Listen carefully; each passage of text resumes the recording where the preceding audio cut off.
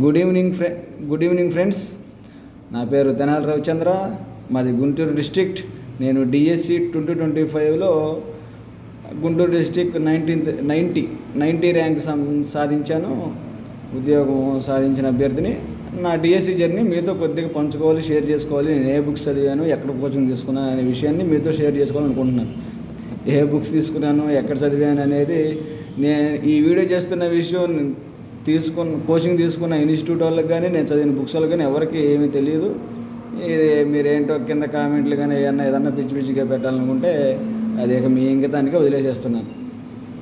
నేను 2018 DSC miss అయిందండి. అది అందరిలాగానే మిస్ అయిన తర్వాత నేను 2019లో స్టార్టింగ్లోనే డిఎస్సి కోచింగ్కి వెళ్ళిపోయాను. డిఎస్సి కోచింగ్కి వెళ్ళినప్పుడు 2019 సెప్టెంబర్ మేబీ అక్టోబర్లో మాకు కోచింగ్ స్టార్ట్ అయింది. కోచింగ్ స్టార్ట్ అయిన తర్వాత అప్పుడు ఏంటంటే చక్కగా నిదానంగా ఎవరో లేకపోవడము, తక్కువ మంది జాయిన్ అవ్వడం వల్ల మాకు వచ్చే సబ్జెక్ట్ ఎక్స్పర్ట్స్ కానీ విద్యానికేతన్ అంటే సబ్జెక్ట్ పెట్టింది పేరు, అది వేరే విషయం. అది ఎవరు అవునన్నా కాదన్నా తెలిసిన విషయమే. విద్యానికేతన్లో సబ్జెక్ట్ ఎక్స్పర్ట్స్ నెంబర్ 1 ఎక్స్పర్ట్స్ వస్తారు. బాలరాజు గారు ట్రై మెథడ్స్, రమేష్ గారు సోషల్, ఢిల్లీ బాబు సార్ సైన్స్, ఇట్లా అందరూ మంచి సబ్జెక్ట్ ఎక్స్పర్ట్స్ ఉన్నారు, బాగా చెప్పేవాళ్ళు. ఎల్పి సార్ విద్యానికేతన్ కర్త కర్మక్రియ హోల్ అండ్ సోల్గా ఎల్పి సార్ చూసుకుంటుంటారు. ఆ తర్వాత పార్దు సార్, ఆ తర్వాత మన అందరి ఫేవరెట్ సుధీర్ అన్న అంటే మేమందరం ముద్దుగా సుధీర్ అన్ననే కరస్పాండెంట్ అని పిలుచుకుంటాం. అది సుధీర్ అన్న కూడా తెలియదు. సుధీర్ అన్న మేము అట్లా కరస్పాండెంట్ అనుకుంటాం. ఈయనే కరస్పాండెంట్ లాగా అనిపించింది. అయితే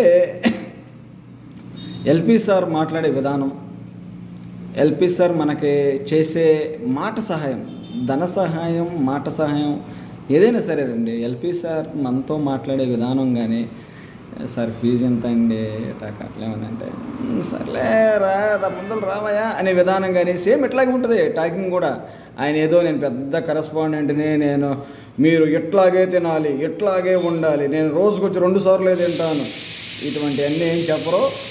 సరదాగా మనతో మన ఒక పెద్దన్న కానీ, మన పేరెంట్ కానీ, లేకపోతే మన వెల్విషర్, నిజమైన వెల్విషర్ మనతో ఎలా మాట్లాడతారో అలా మాట్లాడతారు సహజంగా.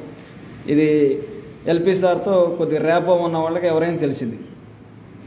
అయితే ఇక ఎక్కడితో ఇన్స్టిట్యూట్ విషయాలు ఇవన్నీ ఇక నేను ఎలా ప్రిపేర్ అయ్యానని చూస్తే, నేను సబ్జెక్ట్ని అండి ఏదన్నా ఒక విషయాన్ని చదివితే చదవగానే అక్కడి నుంచి వెళ్ళిపోకుండా చదివిన విషయాన్ని ఇది ఎందుకు అని ప్రశ్నించుకునేవాడిని నాకు నేనే.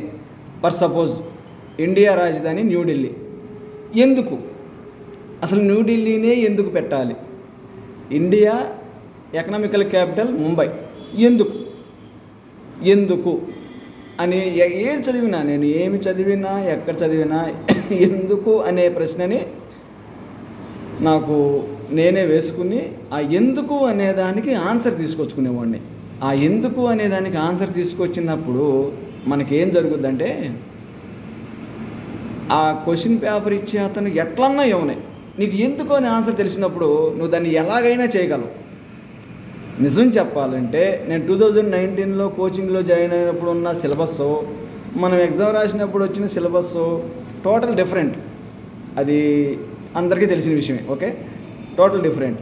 నేను ఖచ్చితంగా డిఎస్సి యాస్పిరెంట్ లాగా, ఒరిజినల్ డిఎస్సి యాస్పిరెంట్ లాగా ప్రిపేర్ అయిన సమయం, you believe me or not, just 25 days. ఇది వాస్తవం, మీరు నమ్మినా నమ్మకపోయినా ఇది వాస్తవం. జస్ట్ 25 days అంటే చదివాను. ఎట్లా చదివానంటే, డిఎస్సి నోటిఫికేషన్కి ముందు మనం బఠానీళ్ళు తిన్నట్టు అప్పుడొకటి ఎలా తింటామో అలా అప్పుడు కొంచెం సబ్జెక్టు చదువుకుంటా మననం చేసుకుంటా. నేను రోడ్డు మీద నడుస్తున్నా ఫ్రెండ్స్ని సబ్జెక్టే అడిగేవాడిని, ఈ చెత్త వ్యవహారాలు ఏమి అడిగేవాడిని కాదు. నా పక్కనున్న స్నేహితుల్ని క్వశ్చన్ సబ్జెక్ట్ మీదే ఉండేది నాది. నేను ప్రతి విషయం, ఏ విషయం చదివినా ఎందుకు అనే ప్రశ్నతో నాది మొదలయ్యేది. అలా మొదలయ్యి చదువుకుంటూ నోటిఫికేషన్ వచ్చిన తర్వాత మాత్రం ఒక 25 days సీరియస్ డిఎస్సి ఆస్పిరెంట్లకు ప్రిపేర్ అయ్యాను. ఆ తర్వాత ఎగ్జామ్స్ అండి, చివరిలో నేను ఎగ్జామ్స్ రాశానండి. S&S ఎగ్జామ్స్ రాశాను, టీచర్స్ అకాడమీ ఎగ్జామ్స్ రాశాను.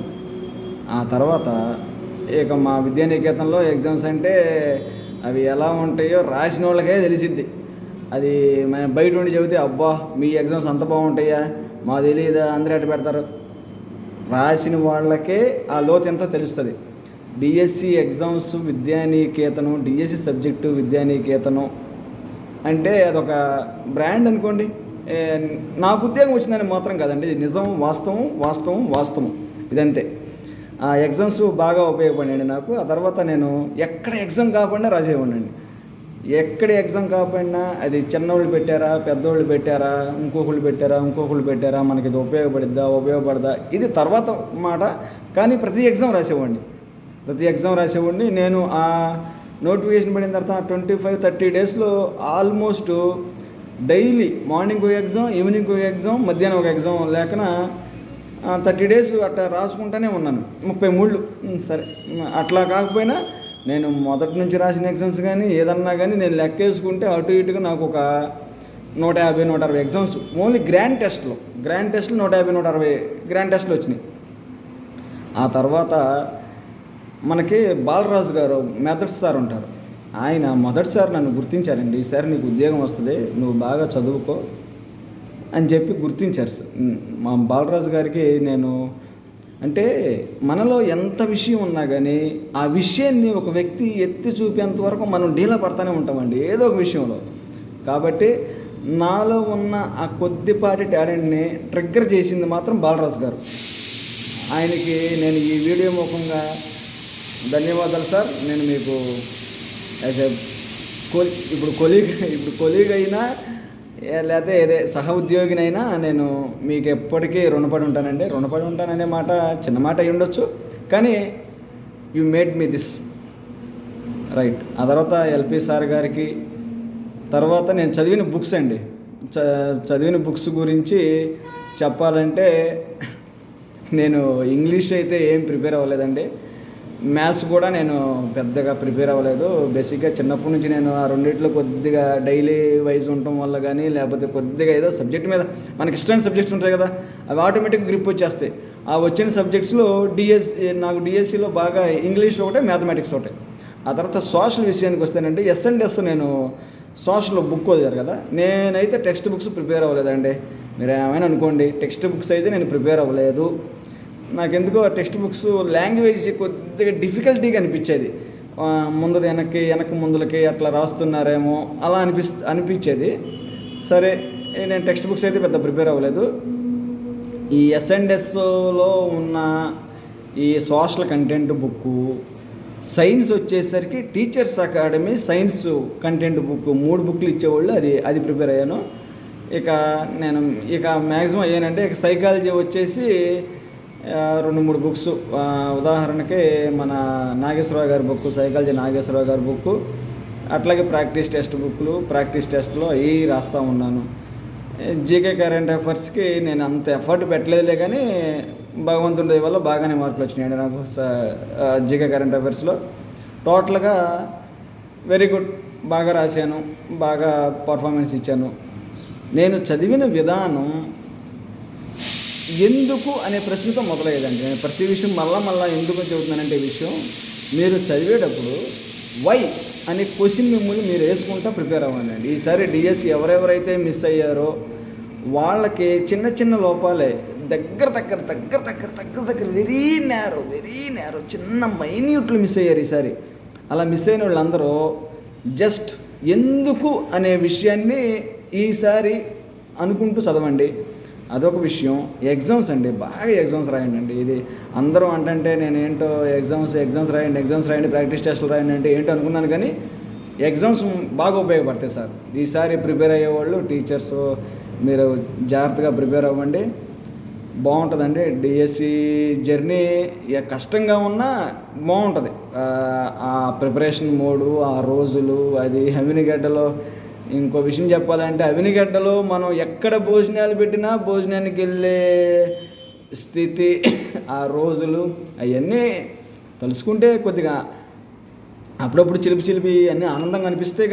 కానీ ఆ డిఎస్సి జర్నీ అనుభవిస్తున్నప్పుడు ఆ ఉండే ఆ బాధలు, ఇబ్బందులు ఇవన్నీ పక్కన పెడితే, కానీ ఈసారి ప్రిపేర్ అయ్యేటప్పుడు మాత్రం ఎందుకు అనే ప్రశ్నతో స్టార్ట్ చేయండి సార్.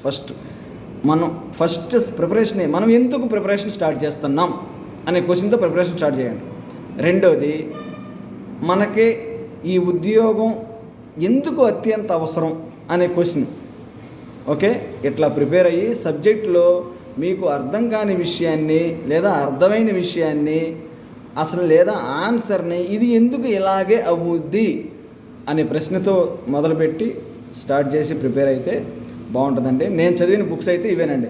S&S సోషల్ బుక్ ఒకటి, టీచర్స్ అకాడమీ సైన్స్ మెటీరియల్ ఒకటి, నాగేశ్వరరావు సార్ది ప్లస్ మన టీచర్స్ అకాడమీ 2 సైన్స్ సైకాలజీ మెటీరియల్లో.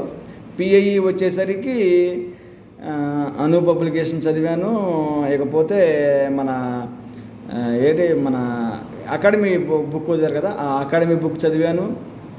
ఇవి ఇంగ్లీష్ మ్యాథ్స్ మీరు ఏమని అనుకోండి, నేను ప్రిపేర్ అవ్వలేదండి. నేను ప్రిపేర్ అవ్వకుండా డైరెక్ట్గా రాస్తే అన్ని మార్కులు వచ్చినాయా ఇట్లా ఉంటారు కదా చాలామంది, చాలా అనుమానాలు. నిజంగానే ప్రిపేర్ అవ్వలేదండి నేను. ఇంగ్లీష్ మ్యాథ్స్ మాత్రం. ఇక తెలుగు మాకు ఒక్కసారి ఫస్ట్లో కోచింగ్ వెళ్ళని చెప్పాను కదా 2019 అక్టోబర్లో, పార్థు సార్ మా వన్ ఆఫ్ ద కరస్పాండెంట్ అండి, పార్థు సార్. ఆయన సబ్జెక్టు జస్ట్ ఒకసారి చెప్పారు అంతే, విన్నాను వెళ్ళిపోయింది అంతే. ఒక్కసారి చెప్పారు, విన్నాను వెళ్ళిపోయింది. ఇక నో డౌట్స్, నో థాట్స్ అంతే. ప్రిపరేషన్ కూడా మళ్ళీ డిఎస్సి ఎగ్జామ్కి వెళ్ళబోయే ముందు ఒక 3 days 2 days అంతే నేను కేటాయించింది. దానికోసం రోజులు కేటాయించింది అయితే ఏమి లేదు. గ్రామర్ వరకే సార్ చెప్పింది సరిపోయిందండి. ఇకపోతే తెలుగు టెక్స్ట్ బుక్స్ నేను ఓన్లీ ఇండెక్స్ పేజీల్లోనే ఏ లెసన్కి ఎదురు ఆ లెసన్లో ఉన్న ఈ పాత్రలో ఆ కవి దానికి సంబంధించిన చిన్న కోడ్లు పెట్టుకుని ఆ ఇండెక్స్ పేజీలు మాత్రమే చదివేవాడినండి. ఇది నేను చదివిన ప్రిపరేషన్ చేసింది. నాది 90వ ర్యాంక్ వచ్చిందంటే. మీరు కూడా నెక్స్ట్ డిఎస్సి ఈసారి ఎవరెవరైతే మిస్ అయ్యారో, నా మిత్రులు కూడా చాలామందికి మిస్ అయింది, బాధగా ఉంది. పర్లేదు, ఇక ఏం చేస్తాం, ఎవరు ఏం చేయలేం కదా.